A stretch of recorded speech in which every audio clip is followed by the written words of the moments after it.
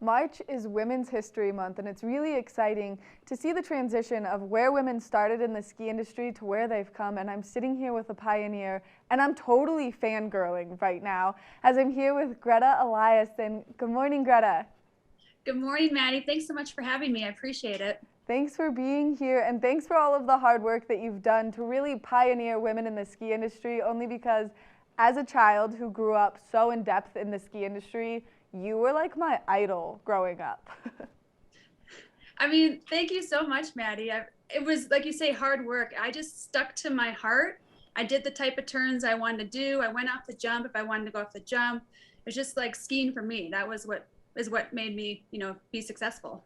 And as we are now in the ski industry, and we've seen this total shift through women getting to be here and be more accepted, and like clothing companies even jumping on the bandwagon to be more feminine.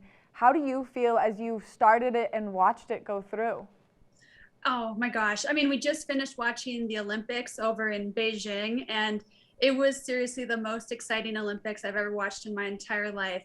Seeing Eileen Gu, who grew up in San Francisco and then grew up in Summit County, Colorado, and the programs, the ski or park and pipe programs there, and then to see where she is now, like she has her own clothing label, Eileen. It's just amazing. I cannot believe where we've come from. Like basically, it was Sarah Burke and I, Christy Leskinen. We're just trying to find the biggest pants we possibly could find, and we'd wear those, jerseys, everything. It's changed a lot, which is great. But I think the most important part is everyone's dressing like they want to dress and ski like they want to ski. Which is so incredible. And when you guys started and you kind of found this niche where you all fit in and you really joined the competition, it was so limited. The competition was so small then. Yeah, I mean, you can see this guitar behind me. I won this at X Games for my gold medal. I won the gold medal for the inaugural women's ski super pipe, and the year prior, it was only six of us. I think they invited six of us to come showcase that women could actually ski in the half pipe, and of course we could. We had done 540s, 720s, 900s before then, but we had to prove that women could actually ski down the half pipe before we could actually compete for a medal the next year. And it's crazy to think that that's what we had to do. And even thinking back, we didn't have slope style, we didn't have big air, we didn't have knuckle huck. We were like literally just proving we could do one thing on the slope, which was crazy. I mean, you guys started with so little, like proving one discipline basically at a time to get to where we are now. And so when I say you pioneered this, I mean, there are so many women following in your footsteps right now to be able to continue pioneering it, but like your footsteps are gigantic. It blows my mind, Maddie, because I think back to my like 15-year-old, 16-year-old self, and I was very insecure. I had like acne, I didn't wear makeup. I didn't even understand how to paint my nails. I had trouble relating to the girls in my school. I actually grew up in Norway in the town of Lillehammer, which is another Olympic city. And it just, none of them wanted to play sports. None of them wanted to go outside. And I was just like, this is what I want to do. So I would just go to the mountain and ski by myself. I joined the local club, the Lillehammer Ski Club. And then that's how I met my group of guy friends. And those guys helped me, show me the type of skiing that I like to do, which was go off jumps, try new things, try new spins. So I'm really thankful for that group of guys that brought me in. But it was not easy. It was like I was definitely going against the norm. Like it was not cool for, girls to dress like a guy and to go off jumps and like to push herself. That wasn't fancy. No, that was not the norm back then. And now we're such an open society to it and so welcoming. But even like you said, watching the current X Games, the women get to compete in all disciplines. They don't have to sit there and push and prove and show that they can participate in the various options from half pipe to slope style to big air, which is one of those things that all of us women in the ski industry are so grateful for you for doing.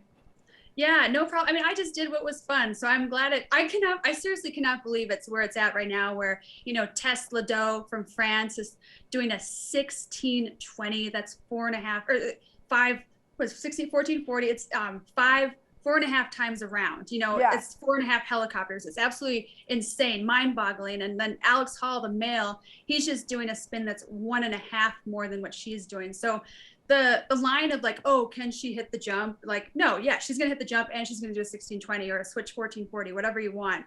It's that's gone. And it doesn't even, we're not even here to compete against the men. We're here to, showcase what we can do and compete at our best level. That's what's most important.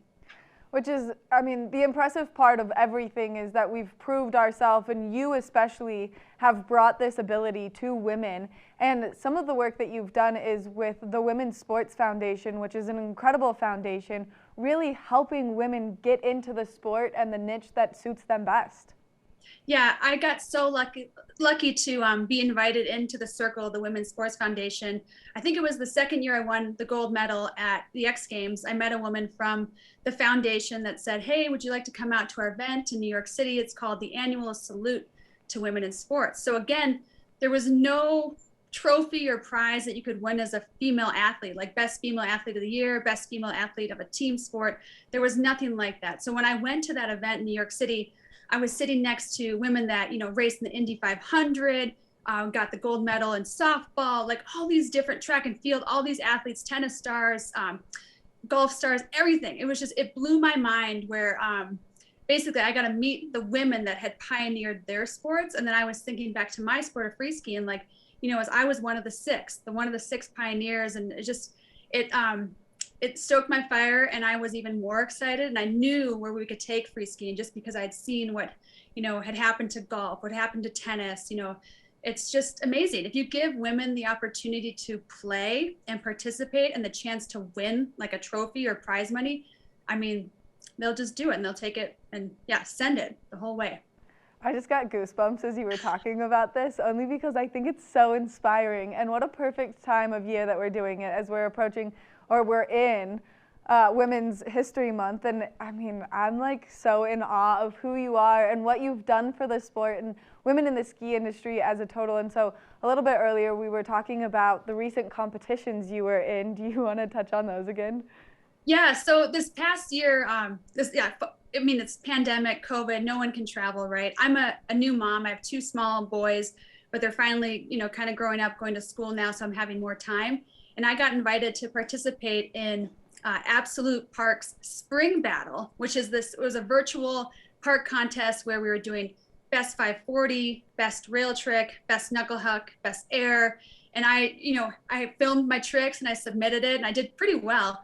I almost got like top 3 in one of them. And it's exciting to, not stop participating, stop competing. It's just fun to keep pushing yourself. I'm 35 years old now, and I still love to go to the park. I was just at Brighton yesterday, and I was just, I went by myself up there. I knew I was going to find someone on the chair, and then I just started laughing with someone and had some good music going. It's fun to just keep pushing yourself. And I think that's important, is to always, create goals. My goal for this year is to ski 100 days. I also water ski in the summer. We haven't got to 100 in water skiing yet, but we always try to push it.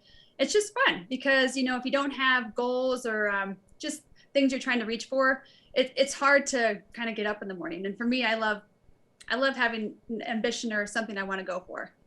Which is so incredible, and I follow you on social media, obviously, as a total fangirl, which is how we originally connected. And I watch your social media daily, and I just love the fact that you are so unapologetically you, giving people this, honestly, security that maybe they need to find within themselves, but you just radiate it to the world with your skiing, with your dancing, with the lifestyle that you chose, and the way you're a mom, and it's just so incredible. Yeah, thank you. I mean, early in my career, we didn't have social media to use. We didn't have these platforms to kind of display our stuff. It was Sarah and I, we were just saying, ESPN, please, just show our run. Just show our run, because then maybe one little girl will see it and then she'll try to do it. And instead we just got as the men's competition, and we were just like the ticker on the bottom, it would just be my name and Sarah's name and Christy's name. That was it. So I think I'm really trying to use social media for good as best I can. And specifically, I love TikTok. I think it's so fun how I can find, new women to ski with, new dances that I want to learn. It's I just saw something too. It's basically if you're at a bar and then you're putting on, you're going to the bathroom in the bar, and then all the women are like, dang, you look good, girl. Like, that's like TikTok. Everyone is just like super supportive. At least the women on TikTok are super supportive, and we're just trying to pump each other up. And it's an easy way to find new talent too. It's really fun to see what the new trick is, what the new dance move is. So I really enjoy it. And I try to do it enough, but it's not my whole life, but I do enjoy it. I mean, I thoroughly enjoy watching yours. I'm always like, oh, I want to be here one day. Like, my goal is that I just want to be the cool, like, fun, ripping skier mom that you are. And so you have definitely inspired me from the time I was a little girl into my adulthood. And so I thank you for that personally. You're welcome. And look at you. You got your own show, your own like studio scene. This is amazing. So congratulations to you too. That's the point, is like, just make it up, create your own content. Greta, thank you so much, and thank you so much for all the work that you did with Sarah. I mean, she's a legend in her own, and we miss her all the time in every competition and miss her name, but you guys together were a dynamic duo, a true force to be reckoned with. Yeah, and if you want to see any of our videos, just go on YouTube, look up Greta and Sarah Burke. Yeah, there's tons of it, and we're trying to put more on. And Sarah was also a big she was a big like scarer. Like, she had a website before her time called scaraburke.com of some sort, and she would film, scaring her friends. So yeah, just have fun out there and don't worry about the whole mass media. Make your own. Greta, you're a true inspiration, and thank you so much for all the pioneering that you've done in women in sports and women in the ski industry specifically. You truly are a legend in yourself too. Thank you, Maddie. And they make me so proud, all of them. Make sure that you check out Greta's social media and you see what she's up to, only because it's a following that you're going to love to be a part of. We're going to take a short break, and when we come back, we've got more of the show.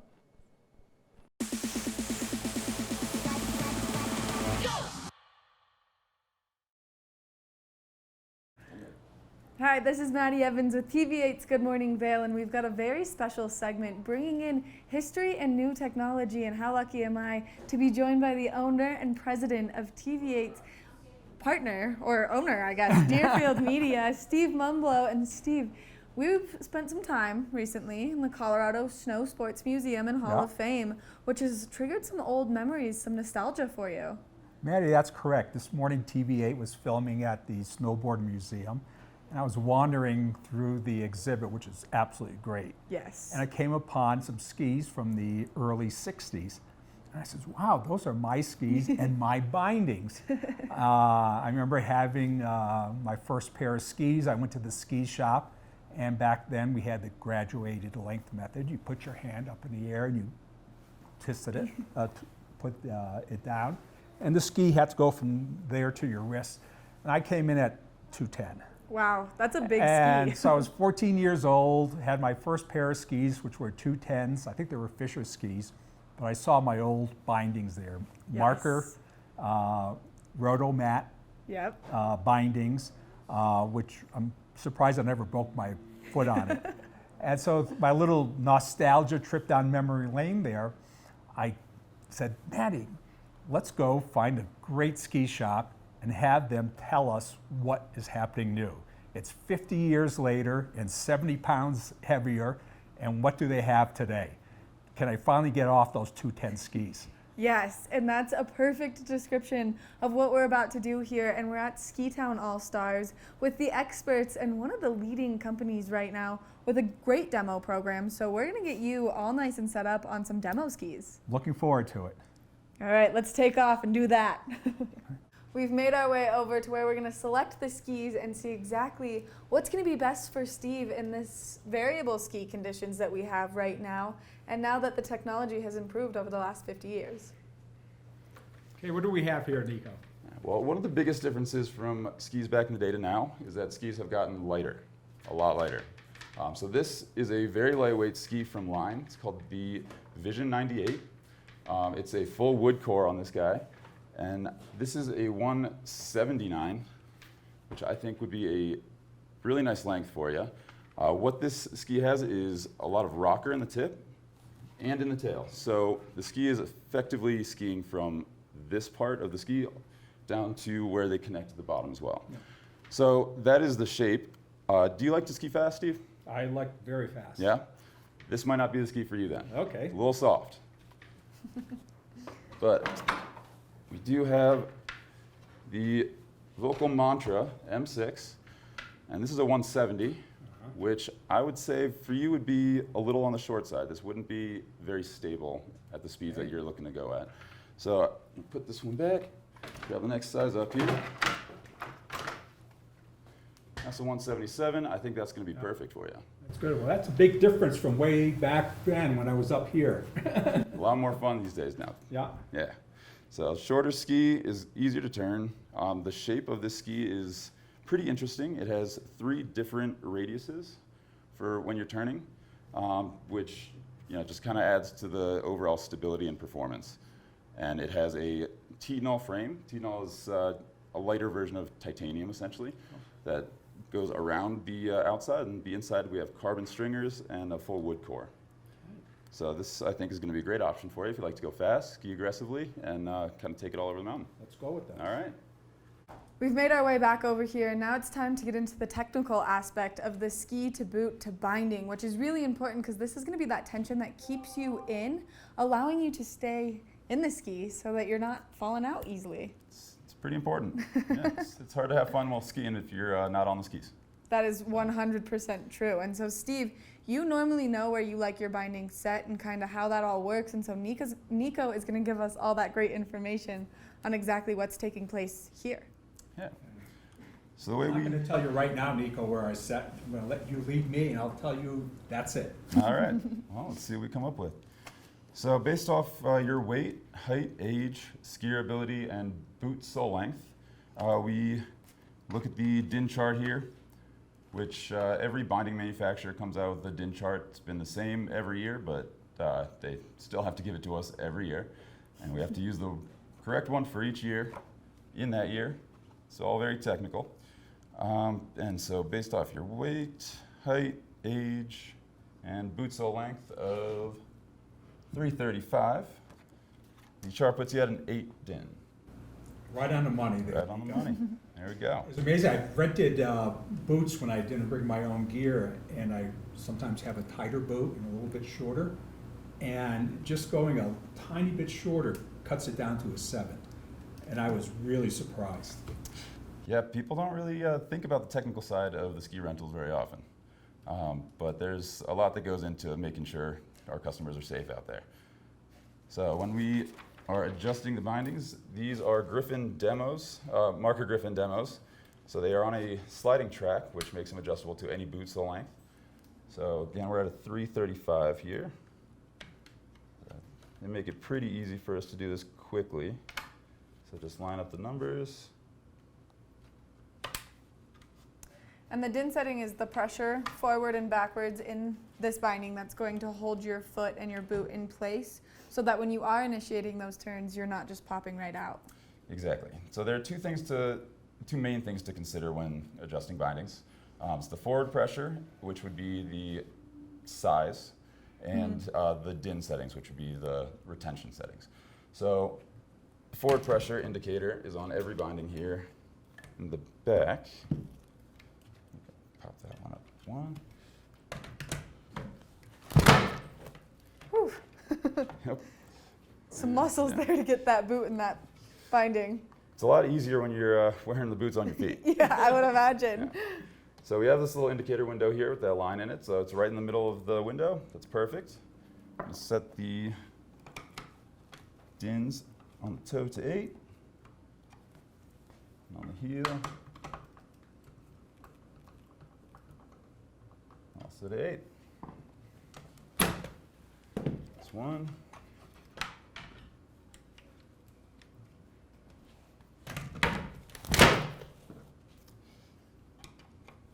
It is loud. It is loud. It's a nice solid slam on the table to get that nice and adjusted. But this is really important, and this is important for maybe those of you who don't ski as frequently as Steve or myself or Nico does, to understand this information and understand why it's important not to lie on your paperwork, or to just know the technology that's going into all of the equipment to keep you nice and safe on the mountain. And I also have to say, I cannot recommend that anybody does this unless they are certified to adjust bindings. Yes. We do have to take a test to be able to do this professionally. So, it's not very difficult, but you should still get it checked out by a professional. So yeah, we're all set up here. Words of the wise here. Thank you so much, Nico. Nico, thanks Yeah, for my getting me pleasure. down 50 years of memory lane, how things have changed, and I'll be on the slopes tomorrow. Nice and geared up. Yeah. You're gonna love these skis. Again, these are the vocal mantras. The M6s, we have 2 pairs left. Oh man. Yeah, hot commodities. You can't really get them anywhere else. They're all sold out across the country. Nico, thank you so much for walking us through this. Make sure that if you are in the market right now to rent some skis or maybe try skis before you buy them, that you come into Ski Town All-Stars, because the experts here can guide you through everything that you need. Steve, any final words? I can't wait to be out there. Well, this has been it for us here at Ski Town All-Stars, and we're really excited to bring you this segment. Now we're going to take a short break, and when we come back, we've got more of Good Morning Vail left.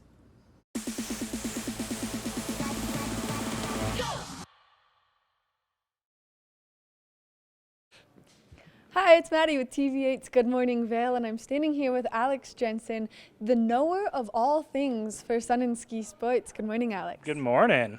I'm excited. President's Weekend is here, Oh, yeah. and you guys are busy. Oh, yeah. It's going to be a busy weekend for us, so we're getting ready for it.